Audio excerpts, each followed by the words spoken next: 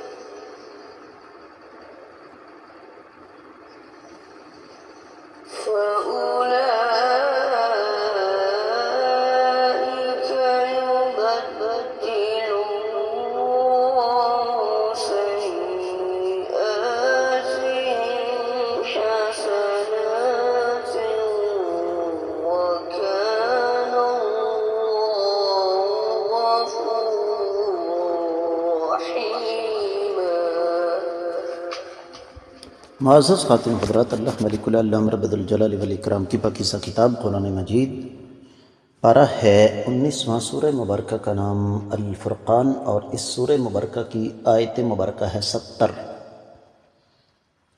اس سے پہلے کہ میں اس کا لفظی اور بامحاورہ ترجمہ آپ کی خدمت میں پیش کروں، پس منظر بیان کرنا ضروری ہے، اور وہ یہ ہے کہ رب کائنات نے پچھلی دونوں آیات مبارکات میں تذکرہ کیا ایمان والوں کی صفات کا، اور ان کی خاص صفات میں سے یہ بھی ہے کہ وہ 3 گناہوں سے بچتے ہیں۔ ایک شرک، دوسرا کسی کو ناحق قتل کرنا، اور تیسرا زنا۔ اور ساتھ یہ فرما دیا کہ جس نے بھی یہ تینوں گناہ کیے اس کا ٹھکانہ جہنم ہے۔ یقیناً یہ تینوں نہ صرف یہ کہ کبیرہ گناہ ہے بلکہ شرک تو اکبر الکبائر ہے۔ اب سوال یہ ہے کہ ان گناہوں کی معافی کی شکل کیا ہے؟ اسی پر ہم بات کریں گے، لیکن سب سے پہلے اس آیت مبارکہ کا لفظی اور بامحاورہ ترجمہ۔ اللہ فرماتے ہیں الا، سوائے اس کے، من، جو تابہ، توبہ کر چکا، وآمن، اور ایمان لایا، وعمل، اور اعمال سر انجام دیے، عملا صالحا، نیک، فاولئک، پس یہی وہ لوگ ہیں، یبدل اللہ، تبدیل کر دیں گے اللہ تعالی، سیئاتہم، ان کے گناہوں کو، حسنات، نیکیوں میں، وکان اللہ، اور اللہ تعالیٰ ہیں، غفوراً، بخشنے والے، رحیماً، مہربان۔ بامحاورہ ترجمہ، سوائے ان لوگوں کے جنہوں نے توبہ کی، ایمان لائے، نیک اعمال سر انجام دیے، تو ایسے لوگوں کی غلطیوں کو، ایسے لوگوں کے گناہوں کو اللہ تعالیٰ نیکیوں میں تبدیل کر دیں گے، اور اللہ تعالیٰ بخشنے والے، رحم کھانے والے ہیں۔ معمول کے مطابق امام ابن کثیر رحمۃ اللہ علیہ کی مساعی کا جائزہ لیں گے کہ انہوں نے اس آیت مبارکہ کے بارے میں کیا ارشاد فرمایا ہے۔ وہ فرماتے ہیں کہ الا من تاب وآمن وعمل عملا صالحا، فرمایا اگر کوئی شخص یہ تینوں قبیح کام کر لے اور دنیا میں توبہ کر لے اللہ تعالیٰ کے سامنے، تو اللہ تعالیٰ اس کی توبہ قبول کریں گے۔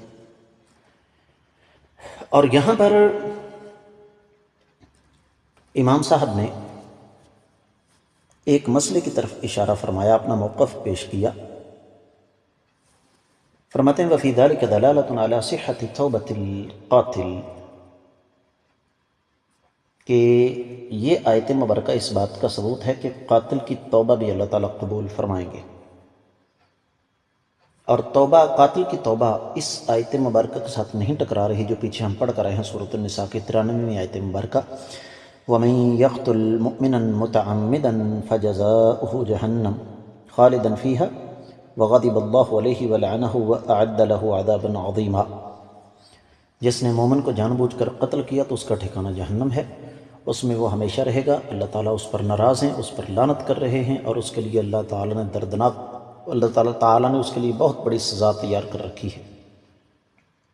فرماتے ہیں کہ یہ آیت مبارکہ اگرچہ مدینہ میں نازل ہوئی لیکن اس کو اس شخص پر محمول کیا جائے گا جس نے توبہ نہیں کی،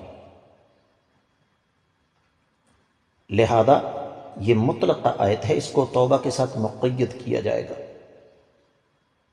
اور پھر اللہ تعالیٰ فرماتے ہیں سورۃ النساء میں 2 مقامات پر، ان اللہ لا یغفر یشرک بہ ویغفر ما دون ذلک لمن یشاء، اللہ تعالیٰ شرک کو معاف نہیں کریں گے، باقی جتنے بھی گناہ ہیں ان کو چاہیں گے تو معاف فرما دیں گے۔ اور پھر امام صاحب فرماتے ہیں کہ وقد ثبتت السنۃ الصحیحۃ عن رسول اللہ صلی اللہ علیہ وسلم بصحۃ توبۃ القاتل، اس صحیح حدیث سے نبی کریم صلی اللہ علیہ وسلم سے قاتل کی توبہ ثابت ہے، جس طرح کہ ایک شخص نے 100 قتل کیے تھے پھر اس نے توبہ کی تھی، اور دیگر اور بھی احادیث ہیں۔ اگلی بات امام صاحب فرماتے ہیں کہ فَأُولَئِكَ يُبَدِّلُ اللَّهُ سَيِّئَاتِهِمْ حَسَنَاتٍ، یہ گناہوں کو نیکیوں میں بدلنے کے حوالے سے اہل علم کے 2 قول ہیں۔ پہلا تو یہ جو بڑا وجیح ہے کہ ان لوگوں نے گناہوں کا راستہ چھوڑ کر اپنے آپ کو تبدیل کیا، نیکی کی راہ پر چلے۔ سیدنا علی بن طلحہ، سیدنا عبداللہ بن عباس رضی اللہ تعالیٰ عنہم، ان کا فرمان ہے ہم المؤمنون کانوا من قبل ایمانہم علی السیئات،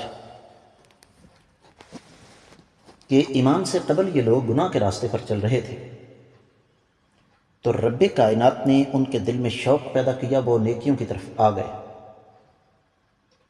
تو پھر انہوں نے گناہوں کی جگہ نیکیاں کرنا شروع کر دی۔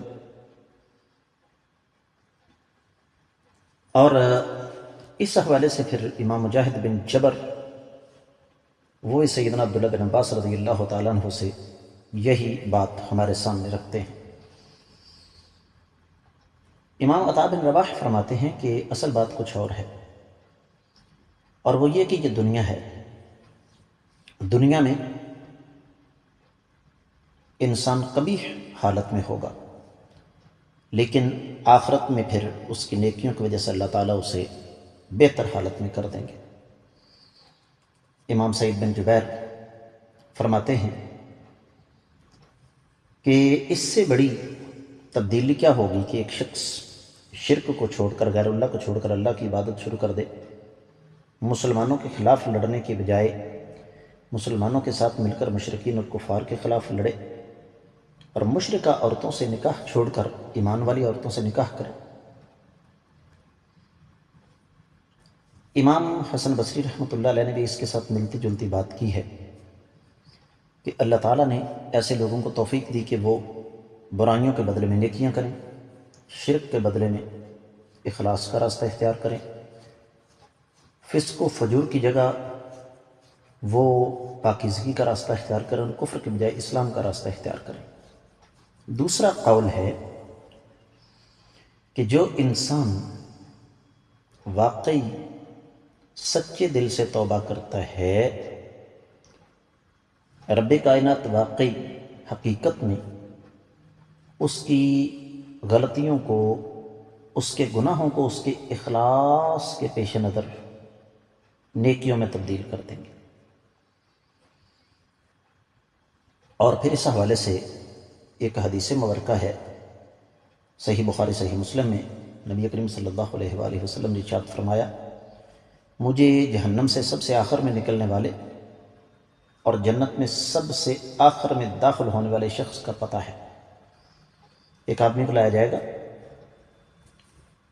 اس کے کبیرہ گناہ بھی ہوں گے، صغیرہ بھی ہوں گے۔ اس سے کہا جائے گا تم نے فلاں دن فلاں کام کیا، فلاں دن فلاں کام کیا، وہ مانے گا، انکار نہیں کر سکے گا۔ تو اللہ تعالیٰ فرمائیں گے تیرے لیے ہر برائی کے بدلے میں نیکی ہے۔ تو وہ کہے گا الہ العالمین، میں نے تو بہت سارے گناہ وہ بھی کیے تھے جو میں یہاں نہیں دیکھ رہا۔ تو نبی علیہ الصلوۃ والسلام شدت کے ساتھ آپ نے تبسم فرمایا ہم سے، اور پھر اس حوالے سے سیدنا شرح بن عبید سیدنا ابو مالک الاشعری رضی اللہ تعالیٰ عنہ سے روایت کرتے ہیں، اللہ کے رسول صلی اللہ علیہ وسلم نے ارشاد فرمایا، جب آدم کا بیٹا سوتا ہے تو فرشتہ شیطان سے کہتا ہے، تمہارے پاس جو صحیفہ موجود ہے وہ ذرا مجھے دے دینا، جس میں اس کے گناہ لکھے ہوئے ہیں۔ وہ دیتا ہے تو ایک ایک کر کے ایک ایک نیکی کے بدلے میں 10 گناہ اور اس کے صحیفے سے مٹا دیتا ہے اور انہیں نیکیاں لکھ دیتا ہے۔ تو فرمایا تم میں سے جو بھی سونے کا ارادہ کرے وہ 34 دفعہ اللہ اکبر کہے، 33 دفعہ الحمدللہ اور 33 دفعہ سبحان اللہ کہے، لیکن یہ روایت سند کے اعتبار سے ضعیف ہے۔ پھر اسی مناسبت سے امام ابن کثیر رحمۃ اللہ علیہ ایک بزرگ سلمان کے حوالے سے ایک بات نقل فرماتے ہیں کہ انسان کو قیامت کے دن نامہ اعمال دیا جائے گا، وہ پڑھنا شروع کرے گا، اوپر برائیاں درج ہوں گی جنہیں پڑھ کر یہ نا امید ہونے لگے گا۔ اسی وقت اس کی نظر نیچے کی طرف پڑے گی تو اپنی نیکیاں لکھی ہوئی دیکھے گا، جس سے اس کو کچھ حوصلہ ہوگا۔ اب دوبارہ اوپر کی طرف دیکھے گا تو اللہ تعالیٰ نے اس کی برائیوں کی جگہ نیکیاں لکھ دی ہوں گی۔ سیدنا ابو ہریرہ رضی اللہ تعالیٰ عنہ فرماتے ہیں، بہت سارے لوگ اللہ تعالیٰ کے سامنے لائے جائیں گے جن کے پاس کچھ گناہ ہوں گے۔ پوچھا کہ وہ کون لوگ ہوں گے؟ فرمایا وہ جن کی برائیوں کو اللہ تعالیٰ نیکیوں میں بدل دیں گے۔